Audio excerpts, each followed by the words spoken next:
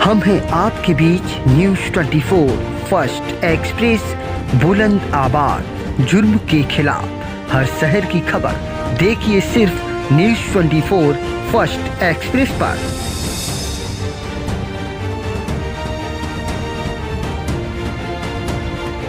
नमस्कार, आप देख रहे हैं न्यूज 24 फर्स्ट एक्सप्रेस और मैं हूं आपके साथ मानवी ठाकुर। शुरुआत करते हैं आज की खास खबरों से। मलाई चाट कर बड़े बड़े वादे कर चली गई सरकारें, आचार संहिता का दंश झेल रहे हैं किसान।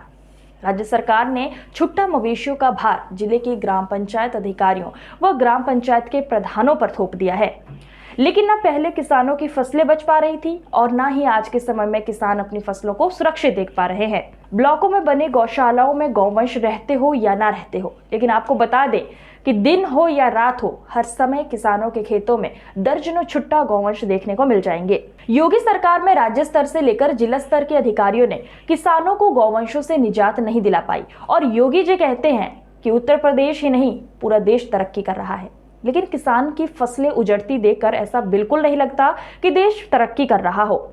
अब तक तो अच्छा ही था, इससे ज्यादा अच्छा तो तब होता जब किसान संगठनों की मदद लेकर किसान गौवंश को इकट्ठा करते हैं और अधिकारियों को जानकारी देकर गौशाला भेजने का आग्रह करते हैं। ऐसे समय में लंबी मशक्कत मान मनोबल के पश्चात मौके पर पहुंचे पुलिस अधिकारियों से लेकर तहसील एवं विकास विभाग के अधिकारियों किसानों एवं किसान संगठनों के जिम्मेदारों को धमकाने का प्रयास करते हुए, मुकदमा पंजीकृत करने की धमकी देते हुए किसानों को धत्ता बताना शुरू कर देते हैं। आश्चर्य की बात तो ये है कि पुलिस अधिकारी तो वीडियो बनाना और किसानों के गिन गिन कर नाम लिखना डायरी पर शुरू कर देते हैं। कहते हैं मुझे लॉ एंड ऑर्डर को बनाए रखना है, इसके लिए आगे से अगर ऐसा किया तो मुकदमा पंजीकृत करते हुए जेल भेज देंगे। जबकि यही पुलिस अधिकारी अपने तहसील प्रशासन एवं विकास विभाग से स्वयं नहीं पूछ पाते हैं कि किसानों के सामने ऐसी समस्याएं क्यों लाई जाती है। ऐसे समय में पुलिस द्वारा दबाव उस हद तक किसान पर बना दिया जाता है कि किसी गरीब हल्के दिल वाले किसान को हार्ट अटैक आ जाए। बताते चले कि विकास खंड कोथावा क्षेत्र के ग्राम पंचायत बेनीगंज देहात के किसान छुट्टा गौवंशों से बेहद परेशान हो चुके हैं। वैसे तो ये हाल पूरे जनपद एवं प्रदेश का है। गेहूं की फसल में छुट्टा गौवंश दिन रात फसल बर्बाद करते घूमते रहते हैं। सरकार द्वारा बनाई गई तमाम गौशालाओं में गौवंश कब रुकते होंगे, ये सरकार के जिला स्तर व ब्लॉक स्तर के अधिकारी ही जानते होंगे, लेकिन खेतों में ये छुट्टा गौवंश दिन रात गेहूं की फसल बर्बाद करके घूमते रहते हैं। ये सिर्फ किसान जानता है, अधिकारी नहीं। अधिकारियों की कागजी नजर में तो ये गौवंश गौशालाओं में बंद रहते हैं, लेकिन हकीकत तो सिर्फ किसान जानते हैं साहब कि गौवंश गौशालाओं में है या नहीं। योगी जी का कानूनी डंडा आखिर क्यों उन अधिकारियों पर नहीं चलता जो भ्रष्टाचार की आड़ में जेबें भरकर किसानों के पेट की नहीं सोचते।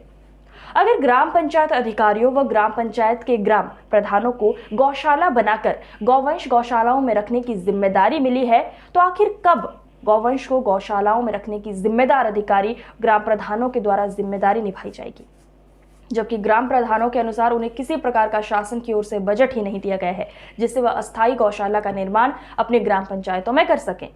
बीते 4 जनवरी को विकास भवन हरदोई में किसान संगठनों को बुलाकर जिलाधिकारी महोदय द्वारा साफ तौर पर कहा गया था कि 1 सप्ताह में अस्थायी गौशालाओं का निर्माण करा दिया जाएगा।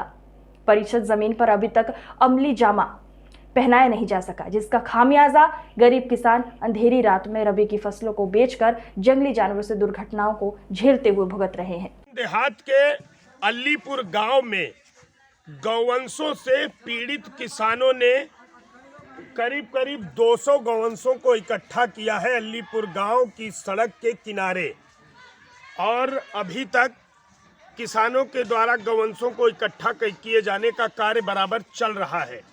सूचना दिए जाने के बावजूद मौके पर कोई भी खंड विकास अधिकारी या फिर एसडीएम या पशु चिकित्सा अधिकारी आदि नहीं पहुंचे हैं। किसान को रबी की फसल बचानी है, तुम्हारी आचार संहिता लग गई है, तुम्हारी वोटिंग होनी है, यही पीड़ित किसान वोट देगा और यही सरकार बनाएगा, और यही किसान पीड़ित है। रबी की फसल को खा रहे हैं गौवंश। 200 से ज्यादा गौवंश इकट्ठे किए जा चुके हैं इस बाड़े में, और शाम को अगर 6 बजे से कोई जिम्मेदार यहाँ पर नहीं आया तो इन्हीं को संडीला बेनीगंज सड़क मार्ग पर खड़ा करने का कार्य किया जाएगा, क्योंकि आचार संहिता चल रही है और यही किसान पार्टियों को वोट भी करेगा जिन पार्टियों ने ये आवारा गौवंशों की समस्या को ला करके इस पीड़ित किसान के सामने खड़ा करने का कार्य किया है। इसमें कोई समझौता नहीं होगा। किसान ही सर्वोपरि है और किसान ही सरकार बनाता है और किसान ही आवारा गौवंशों से अपनी फसल को बचा करके और लोगों के पेट को भरने का कार्य करता है। और वही पीड़ित किसान है जिसने इन गौवंशों को इकट्ठा किया है। शासन प्रशासन के जिम्मेदार आ जाएं और इन गौवंशों को लेकर के नजदीकी गौशालाओं में जाएं और यहाँ से बेनीगंज देहात से किसानों की ये समस्या समाप्त हो सके। आज की खबरों में बस इतना ही। देखते रहिए न्यूज़ 24 फर्स्ट एक्सप्रेस। नमस्कार।